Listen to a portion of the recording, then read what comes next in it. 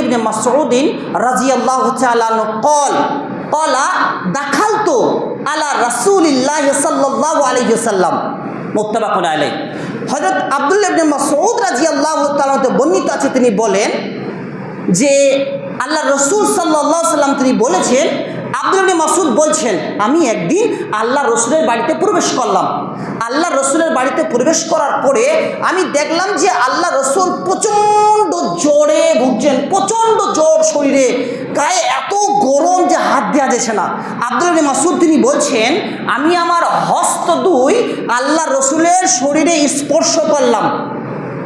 স্পর্শ করার পরে আল্লাহ রসুলকে আমি বললাম, ইয়া রাসূলুল্লাহ, ইয়া হাবিবাল্লাহ, আপনি তো প্রবল জ্বরে ভুগছেন, চরমতম জ্বরে ভুগছেন।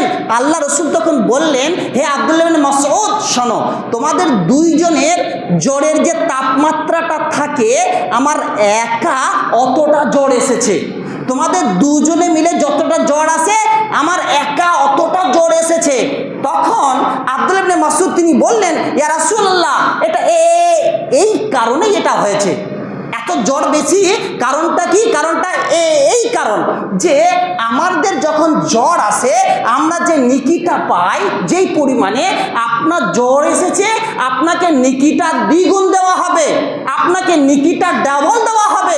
আল্লাহ রসুল তখন বললেন, আব্দুল্লাহ ইবনে মাসউদ, নাম, তুমি ঠিক বলেছ, তোমাদের জ্বর এলে তোমাদের যে নিকিটা পাও, আমার জ্বর এসেছে, আমি তার দ্বিগুণ, আমি তার ডাবল নিকি পাবো, যার জন্য জ্বরটাও আমার ডাবল এসেছে।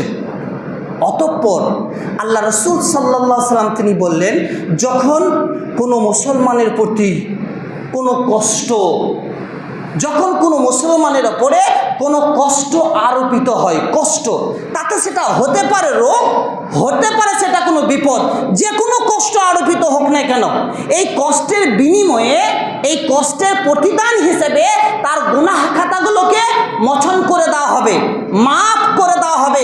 আল্লাহ নবী উদাহরণ দিলেন, ঠিক চোদ্দ বৈশাখে যেমন তোমরা দেখবে তোমাদের গাছের পাতাগুলো top top top top top top করে ঝরে পড়ে যায়, যখন কেউ কোনো বিপদে পড়ে যাবে, যখন কারো কোনো কষ্ট হবে, রোগের কারণে, কোনো সমস্যার কারণে যখন কেউ কষ্ট পাবে, তার গুনাহগুলো ওই গাছের পাতার নেই top top top top top top করে ঝরিয়ে দেওয়া হবে, ঝরে পড়ে যাবে।